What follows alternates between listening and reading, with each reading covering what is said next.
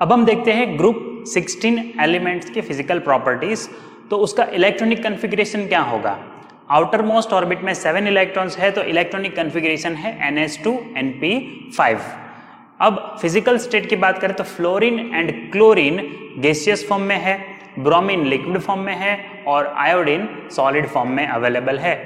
Atomicity तो आप यहाँ पे देखोगे तो सबका एटमिसिटी 2 है, तो ये डाई एटमिक सब्सटेंस है। कलर की बात करें तो fluorine gas pale yellow colour का है, chlorine gas yellowish green colour है, ब्रोमीन रेडिश ब्राउन कलर का है और आयोडीन डीप वायोलेट कलर का है। नेक्स्ट देखते हैं मेटेलिक कैरेक्टर। तो मेटेलिक कैरेक्टर में आप देखो ये कि फ्लोरीन क्लोरीन ब्रोमीन ये सब तो नॉन मेटल्स हैं, बट फिर भी अगर आपको मेटेलिक कैरेक्टर का ऑर्डर लिखना है तो आप ऐसा बोलोगे कि ग्रुप में नीचे जाएंगे तो मेटेलिक कैरेक्टर इंक्रीज होगा। नेक्स्ट है ऑक्सीडेशन स्टेट। ऑक्सीडेशन स्टेट में फ्लोराइड ही एक ऐसा है जो सिर्फ -1 देता है। एक एग्जांपल देखेंगे हाइपोफ्लोरस एसिड जिसमें F+1 है, अदरवाइज फ्लोराइड में सिर्फ -1 ऑक्सीडेशन स्टेट पॉसिबल है, जबकि क्लोराइड में -1 से लेकर +6 तक, ब्रोमाइड में भी -1 से +6 तक और आयोडीन में -1 से +7 तक के ऑक्सीडेशन स्टेट्स पॉसिबल है। ये ऑक्सीडेशन स्टेट्स क्लोराइड में भी पॉसिबल है, क्लोराइड में भी +7 पॉसिबल है, वो हम डिस्कस करेंगे एग्जाम्पल्स में। बॉन्ड एंथैल्पी की बात करें तो फ्लोरीन का बॉन्ड एंथैल्पी ज्यादा होना चाहिए था क्योंकि बॉन्ड लेंथ बहुत कम है, बट उसमें इलेक्ट्रॉन इलेक्ट्रॉन रिपल्सन ज्यादा है। साइज छोटी होने की वजह से इलेक्ट्रॉन इलेक्ट्रॉन रिपल्सन ज्यादा है, इसलिए उसका बॉन्ड एंथैल्पी कम है। तो ऑर्डर कुछ इस तरह से है chlorine, bromine, fluorine and iodine. तो ये आपको याद रखना है कि फ्लोरीन का बॉन्ड एंथैल्पी क्यों कम है। डेंसिटी की बात करें तो ग्रुप में नीचे जाएंगे तो डेंसिटी इंक्रीज होता है और आयोनाइजेशन एंथैल्पी भी ग्रुप में नीचे जाएंगे तो डिक्रीज होता है। डेंसिटी इंक्रीज होगा और आयोनाइजेशन एंथैल्पी डिक्रीज होगा। उसका रीजन है साइज इंक्रीज होता है तो इलेक्ट्रॉन इजीली रिमूव हो सकते हैं, तो आयोनाइजेशन एंथैल्पी ग्रुप में नीचे जाने से डिक्रीज होगा। अब बात करें इलेक्ट्रॉन एफिनिटी, मतलब इलेक्ट्रॉन के लिए अट्रैक्शन, तो ये भी नीचे जाने से क्या होगा? डिक्रीज होना चाहिए, मतलब इलेक्ट्रॉन गेन एंथैल्पी डिक्रीज होना चाहिए। लेकिन एक्सेप्शनली देखो आप, फ्लोरीन की कंपेयर में क्लोरीन का इलेक्ट्रॉन एफिनिटी ज्यादा है। इसका रीजन भी यही है कि फ्लोरीन का साइज छोटा है तो उसमें इलेक्ट्रॉन इलेक्ट्रॉन रिपल्सन होता है, तो इलेक्ट्रॉन गेन एंथैल्पी क्लोरीन की कंपेयर में कम है। रिडक्शन पोटेंशियल और ऑक्सीडाइजिंग नेचर ये हमें कंपेयर करना होगा। तो रिडक्शन पोटेंशियल इसके पॉजिटिव है, इसके जो स्टैंडर्ड रिडक्शन पोटेंशियल है हैलोजेंस के वो पॉजिटिव है। तो पॉजिटिव है तो ऑर्डर क्या होगा? तो ग्रुप में नीचे जाने से वो डिक्रीजिंग ऑर्डर में है। Fluorine chlorine bromine iodine reduction potential group में अगर नीचे जाते हैं तो डिक्रीज होते हैं, और रिडक्शन पोटेंशियल डिक्रीज होते हैं उसका मतलब यह है ऑक्सीडाइजिंग नेचर डिक्रीज होता है। तो इसमें फ्लोरीन सबसे स्ट्रॉन्गेस्ट ऑक्सीडाइजिंग एजेंट है। हैलोजन में सबसे स्ट्रॉन्गेस्ट ऑक्सीडाइजिंग एजेंट कौन है? फ्लोरीन, और फिर वो ऑक्सीडाइजिंग नेचर ट्रेंड डिक्रीज होगा। और लास्ट है सॉल्युबिलिटी, तो ये सब्सटेंसेस वाटर सॉल्युबल है। हैलोजेंस वाटर में सॉल्युबल है और उसका ऑर्डर है डिक्रीजिंग ऑर्डर में, तो फ्लोरीन सबसे ज्यादा डिसॉल्व होगा, फिर क्लोरीन ब्रोमीन आयोडीन में सॉल्युबिलिटी डिक्रीज होता है। आयोडीन का सॉल्युबिलिटी हम इंक्रीज कर सकते हैं वाटर में पोटेशियम आयोडाइड ऐड करके। ये थे फिजिकल प्रॉपर्टीज। अब देखते हैं कुछ केमिकल प्रॉपर्टीज। तो इसके हाइड्राइड्स कैसे बनेंगे? तो ये कॉमनली HX ऐसे हाइड्राइड्स बनाते हैं। एक्चुअली इसको हाइड्रोजन हैलाइड कहेंगे, लेकिन हैलोजन के लिए हाइड्रोजन के साथ बनाया हाइड्राइड जिसमें H+1 होगा और हैलोजन -1। तो बॉइलिंग पॉइंट की बात करें तो HF ही सिर्फ एक ऐसा है जो लिक्विड है। उसका रीजन क्या है? HF लिक्विड है, उसका रीजन है उसमें हाइड्रोजन बॉन्ड बनते हैं, तो उसकी वजह से उसका बॉइलिंग पॉइंट सबसे ज्यादा है। अदरवाइज ये जो ट्रेंड है उसमें सबसे ज्यादा बॉइलिंग पॉइंट आयोडाइड का होता है, फिर ब्रोमीन, फिर क्लोरीन, मतलब ग्रुप में नीचे जाएंगे ऐसे बॉइलिंग पॉइंट इंक्रीज होना चाहिए। इसका मतलब है HF सबसे ऊपर है तो बॉइलिंग पॉइंट सबसे कम होना चाहिए, लेकिन सबसे ज्यादा है, तो रीजन क्या लिखोगे? हाइड्रोजन बॉन्ड बनता है HF में। एसिडिक स्ट्रेंथ, रिड्यूसिंग नेचर और बॉन्ड लेंथ का ऑर्डर जो है वो भी इस तरह से है HI, HBr, HCl, HF, ये ऑर्डर में डिक्रीजिंग ट्रेंड है। मतलब ग्रुप में नीचे जाने से एसिडिक स्ट्रेंथ इंक्रीज होता है, तो HI स्ट्रॉन्ग एसिड है क्योंकि वो H इजीली रिलीज कर सकता है। अब बात करें थर्मल स्टेबिलिटी, डाइपोल मोमेंट या बॉन्ड स्ट्रेंथ एंड स्टेबिलिटी, तो ये जो ट्रेंड है वो ग्रुप में नीचे जाने से डिक्रीज होता है, मतलब HF का थर्मल स्टेबिलिटी सबसे ज्यादा, डाइपोल मोमेंट ज्यादा, बॉन्ड स्ट्रेंथ ज्यादा। तो इस तरह से आप इसको लिख सकते हो, HF, HCl, HBr, HI ये ट्रेंड है, मतलब ग्रुप में नीचे जाएंगे तो ये इतनी जो प्रॉपर्टीज है वो डिक्रीज होगी और ये प्रॉपर्टीज ग्रुप में नीचे जाने पे इंक्रीज होती है। तो मैंने दोनों अलग कर दिए हैं प्रॉपर्टीज को, कौन सी प्रॉपर्टीज इंक्रीज होगी वैल्यू, कौन सी प्रॉपर्टी की वैल्यू डिक्रीज होगी, ये लर्न करो। MCQs में आप याद रखना, इसी तरह के क्वेश्चंस आपको ट्विस्ट करके पूछ सकते हैं, इसीलिए मैं सब आपको सब थियोरीज करवा देता हूँ। तो आपको ये MCQs की प्रैक्टिस करोगे, जैसे डिस्क्रिप्शन में भी मैंने वर्कशीट रखा है, तो उसकी आप प्रैक्टिस करोगे तो ये सब थियोरीज आपको याद आनी चाहिए। अब देखते हैं ऑक्साइड्स। तो फ्लोराइड दो तरह के ऑक्साइड बनाता है, OF2, O2F2, जिसमें OF2 में F तो -1 ही होता है, तो इसमें ऑक्सीजन होगा +2 और इसमें ऑक्सीजन होगा +1, तो ये OF2 जो है वो ज्यादा स्टेबल है। OF2 is more stable as compare to O2F2। लेकिन O2F2 का भी याद रखो कि वो गुड फ्लोरिनेटिंग एजेंट है, तो यूरेनियम को सेपरेट करने के लिए यूज कर सकते हैं हम। नेक्स्ट है chlorine. So n number of oxides are possible for chlorine, Cl2O, Cl2O3, Cl2O5, Cl2O7, ClO2। इसी तरह ब्रोमीन में Br2O, BrO2, BrO3 जो लिस्ट स्टेबल है। ब्रोमीन के ये ऑक्साइड्स बहुत कम स्टेबल है। इसी तरह आयोडीन देखो, तो I2O4, I2O5, I2O7 ये भी कम स्टेबल है, इसका भी सॉल्युबिलिटी कम है, मतलब इनसॉल्युबल सॉलिड्स है ये। और ये जितने भी ऑक्साइड्स की हमने बात की, ये सारे ऑक्साइड्स गुड ऑक्सीडाइजिंग एजेंट है, they are very strong oxidizing agents. Next है रिएक्शन विथ अल्कली, जिसमें फ्लोरीन का अल्कली के साथ रिएक्शन देखो बहुत यूनिक है। फ्लोरीन का कोल्ड और डाइल्यूट NaOH के साथ रिएक्शन होगा तो NaF के साथ OF2 प्रोड्यूस होता है, ये ऑक्सीजन फ्लोराइड प्रोड्यूस होता है। लेकिन अगर हॉट एंड कंसेंट्रेटेड NaOH के साथ रिएक्शन होगा तो O2 गैस प्रोड्यूस होता है। दूसरे प्रोडक्ट कॉमन है, सोडियम फ्लोराइड और वाटर। तो ये जो मेन प्रोडक्ट कौन सा बनेगा ये डिपेंड करता है आपने NaOH कौन सा लिया। कोल्ड एंड डाइल्यूट के साथ OF2 बनेगा, हॉट एंड कंसेंट्रेटेड NaOH के साथ क्या बनेगा, O2। अब लेते हैं दूसरे हैलाइड्स। दूसरे हैलाइड्स अगर कोल्ड और डाइल्यूट NaOH या कोई भी अल्कली के साथ रिएक्ट करेंगे तो हाइपोहैलाइट बनेगा। अगर आपने NaOH लिया तो NaOX ऐसा बनेगा, मतलब सोडियम हाइपोहैलाइट। अगर आपने NaOH हॉट एंड कंसेंट्रेटेड लिया तो यहाँ पे NaXO3 बनेगा, मतलब सोडियम हैलेट। अगर ये हेलोजन है, क्लोरीन है, तो सोडियम क्लोरेट, यहाँ पे बनेगा सोडियम हाइपोक्लोराइट। तो ये रिएक्शंस याद रखो, जिसमें फ्लोरीन और दूसरे हेलोजेंस की रिएक्शंस डिफरेंट है, जो प्रोडक्ट मिलता है मेन प्रोडक्ट वो डिफरेंट है। अब हम देखते हैं oxo acids and inter halogens of group 17। तो उसमें हमें सबसे पहले देखना है oxo acids.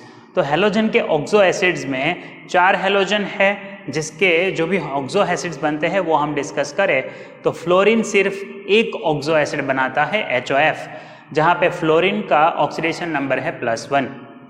Chlorine 4 oxo acids बनाता है, HOCl, HClO2, HClO3, HClO4, जिसके नाम इस तरह से लिख सकते हैं हाइपोहेलस, ये मैंने कॉमन नेम लिखा है, इसके लिए आएगा हाइपोक्लोरस एसिड। HClO2 के लिए आएगा क्लोरस एसिड, HClO3 के लिए आएगा क्लोरिक एसिड और HClO4 के लिए आएगा परक्लोरिक एसिड। इसी तरह अगर ब्रोमीन में देखें तो HOBr, इसके लिए आएगा हाइपोब्रोमस एसिड। HBrO2 नहीं लिखा है, देखो यहाँ पे और यहाँ पे भी HiO2 नहीं लिखा है, तो HBrO2 and HiO2 are not stable या डज नॉट एग्जिस्ट। उसका रीजन ये है कि उसका ऑक्सीडेशन स्टेट जो +3 है वो अनस्टेबल है due to inert pair effect. तो +3 ऑक्सीडेशन स्टेट स्टेबल नहीं है। तो HBrO3 आएगा डायरेक्टली, यहाँ पे HiO3 आएगा और लास्ट HBrO4 एंड HiO4। नाम इस तरह से लिख सकते हो, हाइपोब्रोमस एसिड, ब्रोमिक एसिड, फिर पर ब्रोमिक एसिड, ऐसे आयोडिक एसिड, पर आयोडिक एसिड। तो इस तरह से आप नाम लिख सकते हो और ये पॉसिबल ऑक्सो एसिड्स है। अब एसिडिक स्ट्रेंथ की बात करें तो अगर हम ग्रुप में नीचे जाएंगे, हेलोजन अगर हम ग्रुप में नीचे जाएंगे तो क्या होगा, एसिडिक स्ट्रेंथ डिक्रीज होगा। तो फ्लोरीन का जो ऑक्सो एसिड है वो सबसे ज्यादा एसिडिक है। दूसरी एक बात, अगर number of oxygen atom increase होंगे तो भी एसिडिक स्ट्रेंथ और थर्मल स्टेबिलिटी इंक्रीज होगी। तो यहाँ पे अगर एसिडिक स्ट्रेंथ मुझे लिखना है तो ये सबसे ज्यादा एसिडिक स्ट्रॉन्गेस्ट एसिड होगा, फिर एसिडिक स्ट्रेंथ डिक्रीज होती है क्योंकि नंबर ऑफ ऑक्सीजन डिक्रीज हो रहे हैं। तो ऐसे भी याद रखो, एसिडिक स्ट्रेंथ कभी पूछ लिया तो अभी आपको समझ में आना चाहिए कि एसिडिक स्ट्रेंथ कैसे डिसाइड करते हैं। अब देखते हैं इंटर हेलोजेंस।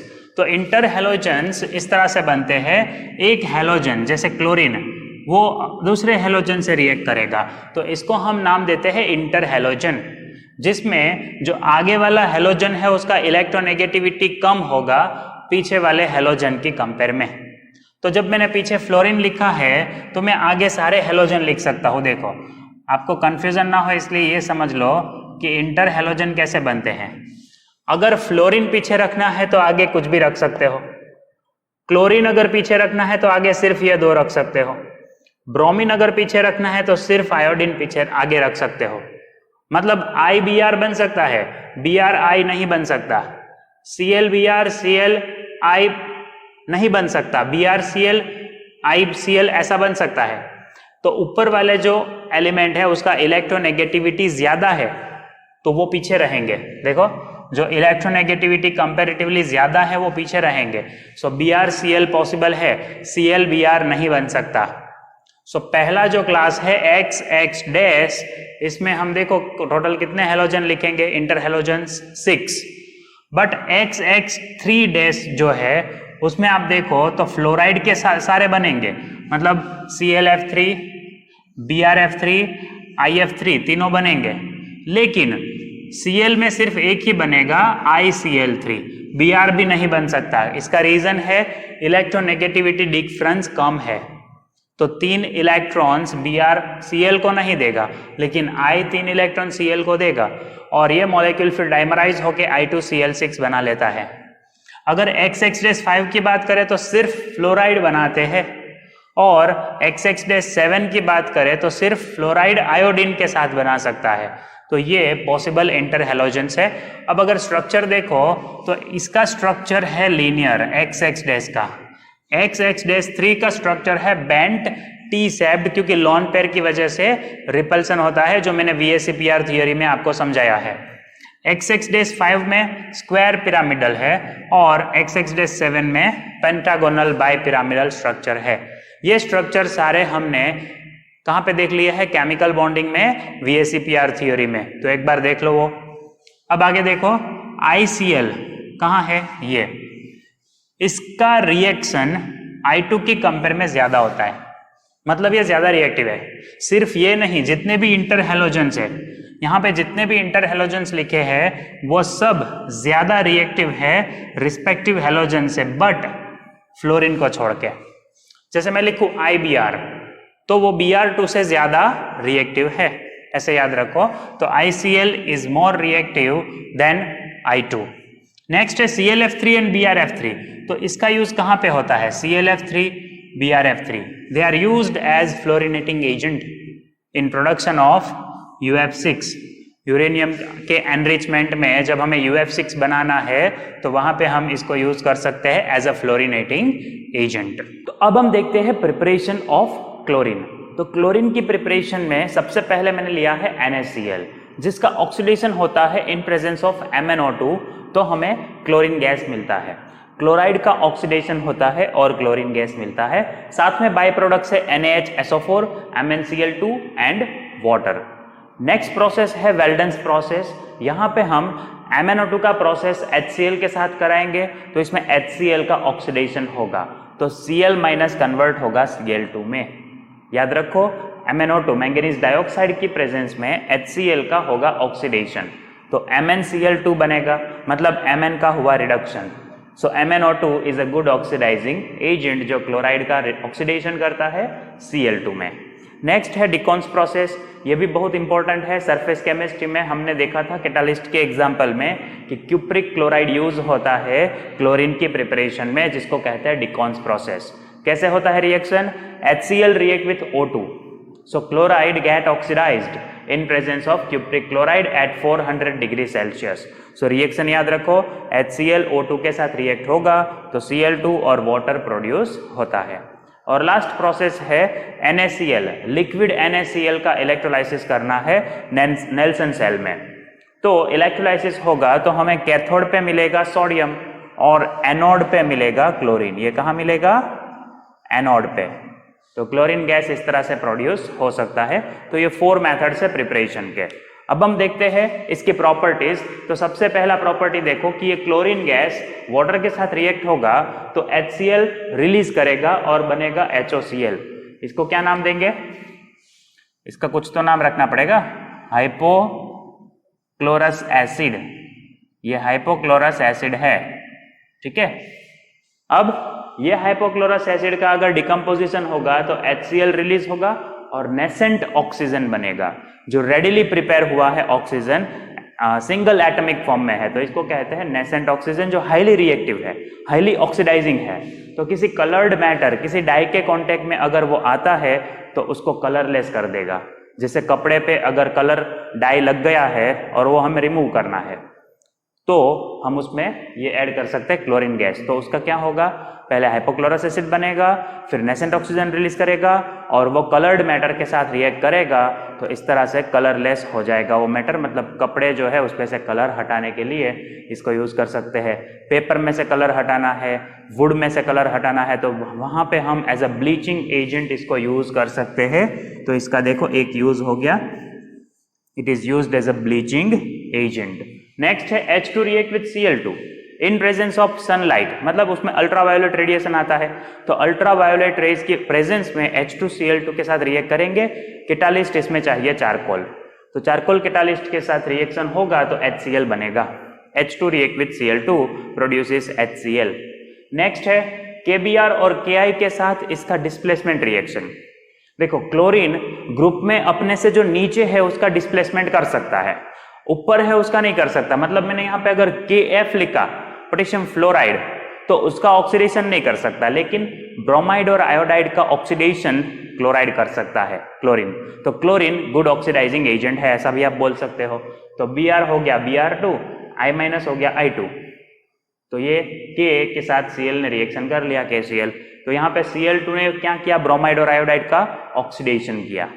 तो ये डिस्प्लेसमेंट रिएक्शन है, याद रखो। अब Cl2 का ये बहुत ही इंपॉर्टेंट रिएक्शन है कि वो कोल्ड और डाइल्यूट NaOH के साथ अगर रिएक्ट करे तो बनता है NaOCl, सोडियम हाइपोक्लोराइट, HOCl का सॉल्ट। HOCl होता है हाइपोक्लोरस एसिड, उसका सॉल्ट है ये NaOCl, सोडियम हाइपोक्लोराइट, जिसका दूसरा नाम है जेल वाटर, ठीक है। नेक्स्ट है वो अगर हॉट एंड कंसंट्रेटेड NaOH के साथ रिएक्ट करेगा तो बनेगा सोडियम क्लोरेट, NaClO3। NaClO3 मतलब होता है सोडियम क्लोरेट। तो इस तरह से कोल्ड एंड डाइल्यूट NaOH के साथ रिएक्शन डिफरेंट है और हॉट एंड कंसंट्रेटेड NaOH के साथ भी रिएक्शन डिफरेंट है। बाय प्रोडक्ट सेम है दोनों में, NaCl एंड वाटर, बट यहां पे जो बना NaOCl और NaClO3 ये डिफरेंट है। तो याद रखो, आपको जब MCQs में पूछेंगे, जब लिखा होगा कोल्ड या हॉट, तो पता चलना चाहिए कौन सा प्रोडक्ट आपको लिखना है। नेक्स्ट रिएक्शन है ये number 5, H2S react with chlorine. तो यहां पे भी क्लोरीन ऑक्सीडाइजिंग एजेंट है। H2S के साथ क्लोरीन का जो रिएक्शन है उसमें सल्फर का ऑक्सीडेशन हुआ, देखो, तो HCl प्लस सल्फर बना। नेक्स्ट है ड्राई सल्फर डाइऑक्साइड के साथ रिएक्शन। तो ड्राई सल्फर डाइऑक्साइड के साथ वो रिएक्ट करेगा तो SO2Cl2 बनेगा, सल्फ्यूराइल क्लोराइड। अब यहाँ पे ड्राई क्यों है? क्योंकि अगर वाटर होगा, SO2 के साथ Cl2 के रिएक्शन में अगर वाटर होगा तो डिफरेंट प्रोडक्ट होगा, वो आगे देखेंगे हम। तो यहाँ पे ड्राई इसलिए लिखा है। नेक्स्ट है कार्बन मोनोऑक्साइड के साथ क्लोरीन का रिएक्शन, जहां पे बनता है फोस्जिन, COCl2। इसका नाम क्या है? ये फोस्जिन है। तो याद रखो, COCl2 फोस्जिन पॉइजनियस गैस है। कार्बन मोनोऑक्साइड क्लोरीन के साथ रिएक्ट करेगा तो पॉइजनियस गैस बनता है फॉस्जिन। अब देखते हैं नेक्स्ट प्रोसेस। मैंने कहा था ड्राई सल्फर डाइऑक्साइड के साथ बनेगा सल्फ्यूराइल क्लोराइड, लेकिन अगर पानी प्रेजेंट है, मतलब ड्राई सल्फर डाइऑक्साइड नहीं है, तो बनेगा H2SO4 और HCl गैस। तो इस तरह से ये दो प्रोडक्ट बनेंगे अगर वेट है, मतलब सल्फर डाइऑक्साइड के साथ मॉइस्चर है तो। नेक्स्ट है फेरस सल्फेट के साथ क्लोरीन का reaction in presence of H2SO4, तो Fe2SO4 थ्राइस बना। अगर आप दोनों रिएक्शंस में देखो तो क्लोरीन ने सल्फर का किया ऑक्सीडेशन +4 से +6 और यहाँ पे Fe+2 से Fe+3, तो क्लोरीन फिर से यहाँ पे as a oxidizing agent react कर रहा है, याद रखो। तो यहाँ Fe+2 का Fe+3 बना। नेक्स्ट है अमोनिया के साथ उसका रिएक्शन, जो एक्चुअली हमने देख लिया है, हम फिर से रिवाइज कर लेते हैं कि अगर क्लोरीन एक्सेस ऑफ अमोनिया के साथ रिएक्ट करेगा तो नाइट्रोजन गैस प्रोड्यूस होगा, जो मेन प्रोडक्ट है NH4Cl के साथ, अमोनियम क्लोराइड के साथ। लेकिन अगर अमोनिया एक्सेस ऑफ क्लोरीन के साथ रिएक्ट करे, मतलब यहाँ पे अमोनिया एक्सेस था, यहाँ पे क्लोरीन एक्सेस है, तो NCl3 बनेगा क्योंकि क्लोरीन एक्सेस है और HCl गैस प्रोड्यूस होगा। यहाँ पे NCl3 है, वो याद रखना है, ये एक्सप्लोजिव है, पॉइजनियस और एक्सप्लोजिव सब्सटेंस है, ये एक्सप्लोड हो सकता है। तो ये थे कुछ प्रॉपर्टीज क्लोरीन गैस के। यूजेस देख लेते हैं। यूजेस में पहला तो हमने देख लिया, as a bleaching agent use होता है। नेक्स्ट है एंटी नॉकिंग कंपाउंड की प्रिपरेशन में भी क्लोरीन यूज होता है, और कुछ इंपॉर्टेंट कंपाउंड के प्रिपरेशन में भी यूज होता है, जैसे क्लोरोफॉर्म, कार्बन टेट्राक्लोराइड, DDT, इसकी प्रिपरेशंस में यूज होता है क्लोरीन। ये प्रिपरेशंस हम हेलो एल्केन चैप्टर में देखेंगे। अब हम देखते हैं प्रिपरेशन ऑफ HCl। तो HCl को प्रिपेयर करने के लिए सॉल्ट का रिएक्शन H2SO4 के साथ करेंगे। कौन से सॉल्ट का रिएक्शन? NaCl, सोडियम क्लोराइड का रिएक्शन H2SO4 के साथ अगर करेंगे तो NaHSO4 ऐसा बनेगा। यहां से एक H Cl के साथ रिएक्ट होगा तो HCl बनेगा, तो NaHSO4 हमें मिलेगा एज अ सॉल्ट और HCl बनेगा न्यू एसिड। तो जब सॉल्ट का रिएक्शन H2SO4 के साथ होता है तो new salt and new acid बनता है। जो एसिड है वो HCl है यहाँ पे, और यह है सोडियम बाइसल्फेट। 420 केल्विन टेम्परेचर पे ये रिएक्शन होगा। नेक्स्ट है अगर ये NaHSO4 वापस NaCl के साथ रिएक्ट करे, अगर NaHSO4 NaCl के साथ रिएक्ट करे, मतलब NaCl एक्सेस में रखना है हमें, इन एक्सेस अगर वो है तो फिर से ये Na एक H को डिस्प्लेस करेगा तो Na2SO4 बनेगा और ये H Cl के साथ रिएक्ट होगा। तो याद रखो यहाँ पे दो स्टेप में रिएक्शन है। पहले स्टेप में एक H रिमूव हुआ, दूसरे स्टेप में दूसरा H रिमूव हुआ, तो हमें HCl के 2 मोल्स मिलेंगे जब एक्सेस ऑफ NaCl हम लेंगे। बट ये टेम्परेचर थोड़ा ज्यादा है। सेकेंड रिएक्शन थोड़े हायर टेम्परेचर पे होगा, 823 केल्विन पे। और एक प्रोसेस जो हमने देखा था Cl2 की केमिकल रिएक्शंस में कि H2 react with Cl2 in presence of sunlight, that is ultraviolet light, in presence of catalyst to produce HCl। तो ये रिएक्शन तो हमने क्लोरीन के केमिकल रिएक्शंस में देखा था। तो ये 3 प्रिपरेशंस है HCl प्रिपेयर करने के लिए। नेक्स्ट है प्रॉपर्टीज। प्रॉपर्टीज में पहला प्रॉपर्टी देखो, HCl अगर गैसियस फॉर्म में है या लिक्विड फॉर्म में है तो वो एसिडिक नहीं है। कब होगा एसिडिक? जब वो एक्वेस फॉर्म में होगा। मतलब HCl को जब हम पानी में ऐड करें या तो HCl में जब पानी ऐड करते हैं तब वो एसिडिक प्रॉपर्टी दिखाता है। लिक्विड या गैसियस सब्सटेंस जो है HCl का वो एसिडिक प्रॉपर्टी नहीं दिखाता। लिटमस पेपर को वो रेड भी नहीं करेगा। अमोनिया के साथ उसका रिएक्शन, क्योंकि HCl जो है वो एसिडिक है एक्वेस फॉर्म में, तो अगर वो अमोनिया के साथ रिएक्ट करे तो NH4Cl बनेगा जो व्हाइट फ्यूम्स प्रोड्यूस करता है। नेक्स्ट है Na2CO3, वो भी एक बेस है, अमोनिया बेस है, Na2CO3 भी बेसिक सॉल्ट है, तो उसके साथ भी अगर HCl रिएक्ट करे तो कार्बोनेट्स को आप कभी भी एसिड में ऐड करते हो तो क्या होता है? कार्बन डाइऑक्साइड गैस रिलीज होता है। Salt plus water plus carbon dioxide बनेगा, तो Na2CO3 है तो NaCl बनेगा, H2O बनेगा और CO2 गैस रिलीज होगा। कोई भी कार्बोनेट को जब आप एसिड में ऐड करो तो इस तरह से रिएक्शन होगा। कार्बन डाइऑक्साइड कंपलसरी वहां पे लिबरेट होगा। जैसे NaHCO3 बाइकार्बोनेट लिया तो उसमें भी देखो CO2 बनेगा, तो प्रोसेस सेम है, NaCl plus H2O plus CO2। तो चाहे कार्बोनेट लो चाहे बाइकार्बोनेट लो, CO2 गैस रिलीज होगा। अगर सल्फेट लेते हो जैसे सल्फाइड Na2SO3, तो उसका भी रिएक्शन HCl के साथ होगा तो SO2 गैस रिलीज होगा। तो कार्बोनेट या बाइकार्बोनेट CO2 गैस रिलीज करेंगे, सल्फाइट SO2 गैस रिलीज करेगा।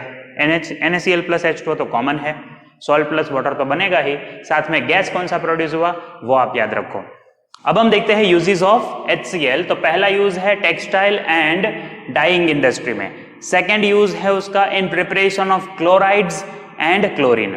क्लोराइड्स मतलब कोई भी सॉल्ट बनाने के लिए जिसमें क्लोरीन है, या फिर क्लोरीन गैस की प्रिपरेशन में भी हम इसको यूज कर सकते हैं। नेक्स्ट है for extraction of glue from animal cell and bones. Animal cell और बोन्स में से ग्लू निकालने के लिए, एक्सट्रैक्ट करने के लिए उसको हम HCl यूज कर सकते हैं। और सबसे इंपॉर्टेंट यूज मेडिसिन की प्रिपरेशन में भी HCl यूज होता है। अब हम देखते हैं आयोडीन की सोर्सेस क्या है। हमने क्लोरीन के बारे में देखा, अब आयोडीन के बारे में देखते हैं। तो iodine generally deep sea weeds की जो एसिस है उसमें मिलता है, जो जनरली लैमिनेरिया वैरायटी के एसिस है, जिसको हम कैल्प भी बोलते हैं। It is also called kelp. It contain 0.5% iodine as iodide. तो ये पहला सोर्स है, आयोडीन डीप सी वीड्स में से मिलता है। सेकेंड है crude chilli salt bitter NaNO3, जिसको हम कैलाइच भी बोलते हैं या कैलिच आप बोल सकते हो। It contain 0.2% NaIO3। अब सोडियम आयोडेट 0.2% है, मतलब उसमें आयोडीन तो और भी कम होगा। सो बहुत कम अमाउंट में हमें आयोडीन मिलता है। नेक्स्ट कि आयोडीन यूज कहाँ होगा, टिंक्चर ऑफ आयोडीन। ये सॉल्यूशन प्रिपेयर करने के लिए आयोडीन यूज होता है। कैसे? आयोडीन और पोटेशियम आयोडाइड का रेक्टिफाइंग स्पिरिट में डिसॉल्व करते हैं, इस तरह से हम सॉल्यूशन बनाते हैं। किसको? आयोडीन को और पोटेशियम आयोडाइड, इसके मिक्सचर को रेक्टिफाइंग स्पिरिट मतलब अल्कोहल आप ले सकते हो, तो अल्कोहल में हम डिसॉल्व करते हैं तो बन जाता है टिंक्चर ऑफ आयोडीन।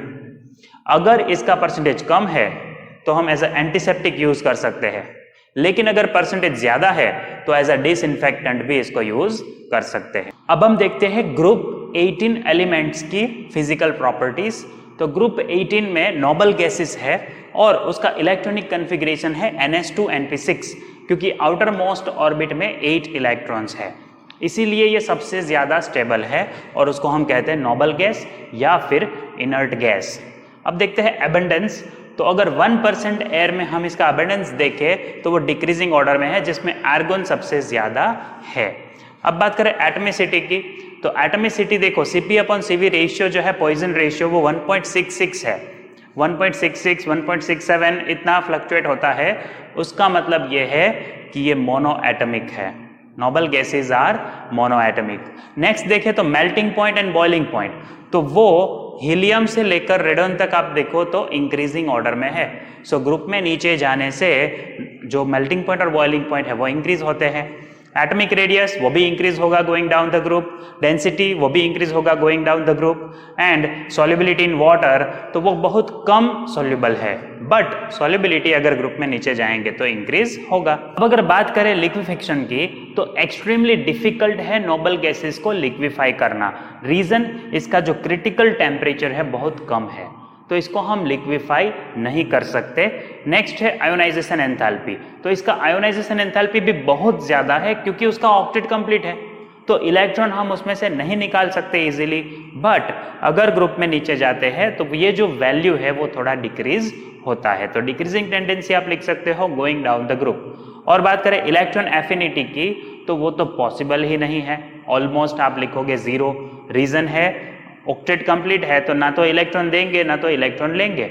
मतलब आप अगर मुकेश अंबानी को पूछो कि कितना लोन चाहिए तो ऑलमोस्ट 0 होगा, भाई लोन चाहिए नहीं, अगर तुम्हें चाहिए तो बोलो।